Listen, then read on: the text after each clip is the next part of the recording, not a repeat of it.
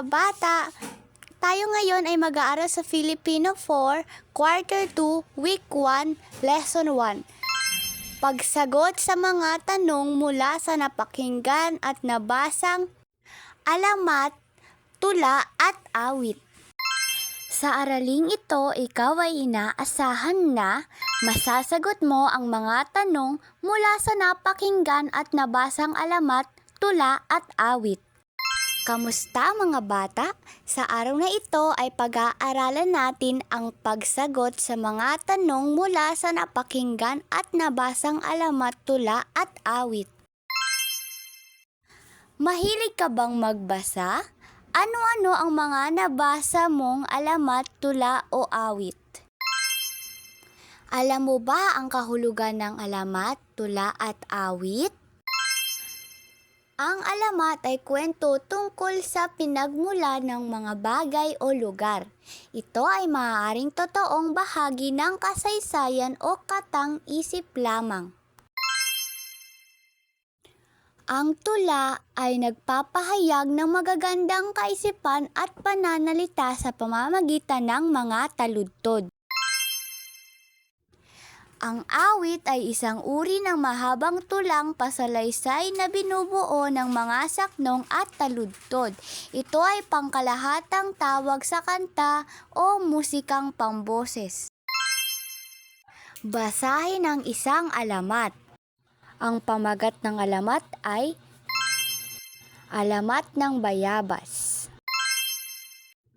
Sa isang kaharian ay may isang sultan na ubod ng lupit at hindi kumikilala ng katarungan. Siya si Sultan Barabas. Lubhas siyang kinatatakutan ng mga tao dahil sa kanyang kalupitan.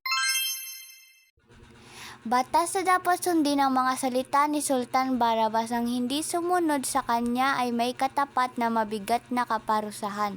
Matanda at bata, lalaki at babae ay pinarurusahan niya. Iyon ay upang magkaroon daw ng kadalaan at hindi na maumulit ang mga taong nagkasala. Nabibihisan siya ng magagara at mamahaling damit. Laging nakalagay sa kanyang ulo ang gintong koronang ipinasadya pa niya sa malayong bayan. Ang koronang iyon ay isinusuot niya saan man magpunta.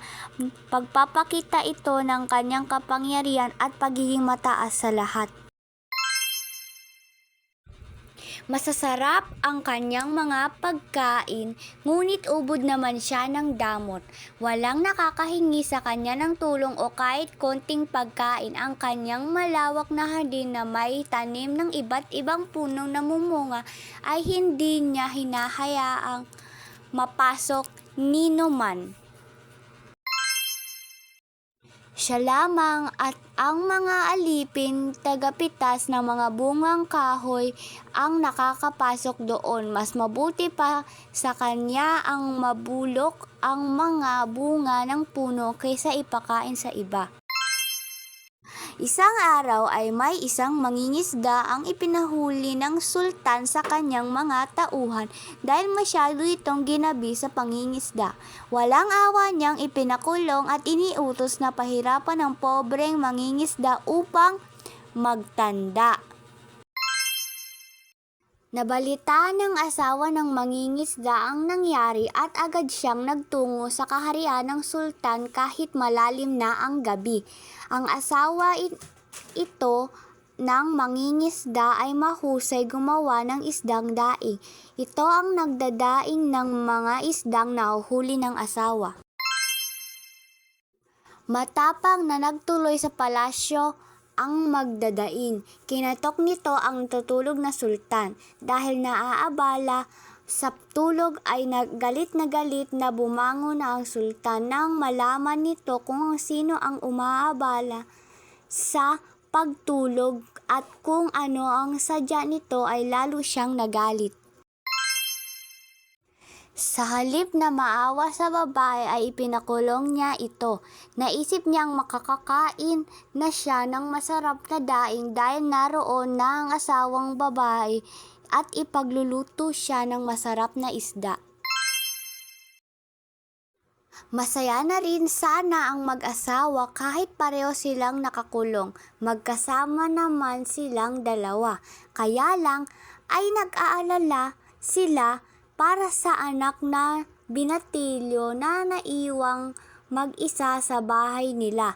Alam nilang walang mag-aasikaso sa mga pangangailangan nito kung wala silang dalawa. Ang hindi nila alam ay inaalagaan ng mga diwata sa gubat ang kanilang anak. Ang mga ito ay nagbibigay ng pagkain sa binatilyo araw-araw. Isang araw ay naisipan ang binatilyo na puntahan si Sultan Barabas. Ibig niyang hingiin dito na palayain na ang kanyang ama't ina. Sinamahan siya ng mga diwata sa pagtungo sa palasyo.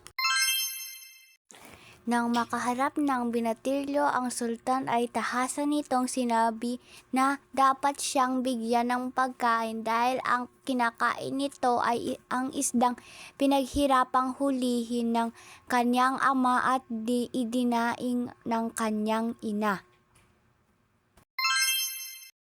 Hindi pumayag si Sultan Barabas, sa halip ay natawa lamang ito sa galit ng binatilyo ay bigla nitong inagaw ng suot na korona ng sultan at saka nagtatakbo. Hinabol ng sultan ng binatilyo hanggang sa makarating sa makalawan nitong hardin. Hindi maaabutan ng sultan ng binatilyo dahil higit itong mabilis tumakbo. Pagod na pagod ng sultan, humihingal itong huminto sa tapat ng isang malaking puno. Habol nito ang paghinga at dakot ang dibdib na naninikit. Sa isang saglit ay bigla na lamang itong natumba at agad doon ay agad itong binawian ng buhay. Sa harding iyon siya inilibing. Nagkaroon ng bagong sultan. Ito ay higit na mabait at makatarungan kaysa kay Sultan Barabas. Binuksan nito sa lahat ang malawak na hardin upang makakain ng bungang kahoy ang sino mang may nais kumain. Lumipas ang mga araw, napansin ng mga tao na may bagong halaman na tumubo sa pinaglibingan kay Sultan Barabas. Lumaki at namunga ang nasabing puno. Nang tikman nila ang bubot pang bunga ay napangiwi silang lahat. "Ang pait!" sabi ng isa. Simpait ng ugali ni Sultan Barabas. Nang lumaki na ang bunga at muli nilang tinikman ay nasabi ng ilan, "Ang asim, sing-asim ng mukha ni Sultan Barabas. Kung gayon ay si Barabas ang punong iyan," sabi ng marami. Nang mahinog ang mga bunga ay nasarapan ang lahat dahil matamis ang mga iyon. Mula noon ay nakagiliwan ang bunga ng puno at nang lumaon ay tinawag na bayabas. Mga tanong: ano ang pangalan ng sultan sa nabasang alamat? Magaling. Ang tamang sagot ay Sultan Barabas. Ikalawa, bakit ayaw sa kanya ng mga tao? Magaling. Ang tamang sagot ay ayaw ng mga tao sa sultan dahil sa kanyang kalupitan. Pangatlo, sino ang kanyang pinahuli? Magaling. Ang tamang sagot ay pinahuli niya ang isang mangingisda. Pang-apat, ano ang nangyari kay Sultan Barabas? Magaling. Ang tamang sagot ay siya ay binawian ng buhay. Pang-lima, ano ang natagpuan ng mga tao sa hardin? Magaling. Ang tamang sagot ay natagpuan nila na may tumubong bagong halaman malapit sa libingan ni Sultan Barabas. Narito ang mga sagot. Ang sagot sa tanong isa ay Sultan Barabas. Pangalawa, ayaw ng mga tao sa sultan dahil sa kanyang kalupitan. Pangatlo, pinahuli niya ang isang mangingisda. Pang-apat, siya ay binawian ng buhay. At panglima, natagpuan nila na may tumubong bagong halaman malapit sa libingan ni Sultan Barabas. Nasagot niyo ba ng tama? Ikaw ay mahusay. Mga bata, ano ang natutunan ninyo sa ating aralin sa Filipino 4? I-comment nyo nga sa baba. Mahusay. Natutuhan natin sa aralin na ito ang pagsagot sa tanong sa nabasa at napakinggang alamat, tula at awit. Hanggang sa muli mga bata, paalam! Super shy, but wait a minute while I make your mind. Darling, and take them, though you're on my mind all the time. I wanna tell you, but I'm